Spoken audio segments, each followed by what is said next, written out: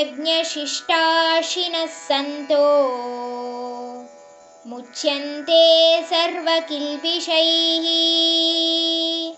ಭುಂಜತೆ ತೇ ತ್ವಘಂ ಪಾಪಾ ಯೇ ಪಚಂತ್ಯಾತ್ಮಕಾರಣಾತ್.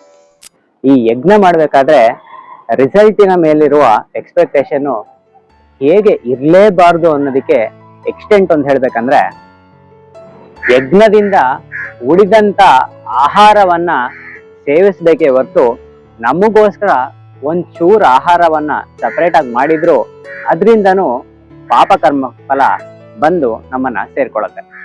ನಾವು ಟೋಟಲ್ ಆಗಿ towards the good of the ಸಿಸ್ಟಮ್ಗೆ ಮಾಡೋದು ಅಂತ ಹೇಳ್ಬಿಟ್ಟು ಡಿಸೈಡ್ ಮಾಡಿದಾಗ ನಮಗೋಸ್ಕರ ಯಾವುದೇ ಒಂದು ಚಿಕ್ಕ ಮತದಲ್ಲಿ ಕೂಡ ಯೋಚನೆ ಮಾಡಬಾರ್ದು ಅನ್ನೋದೇ ಇದರ ಅರ್ಥ.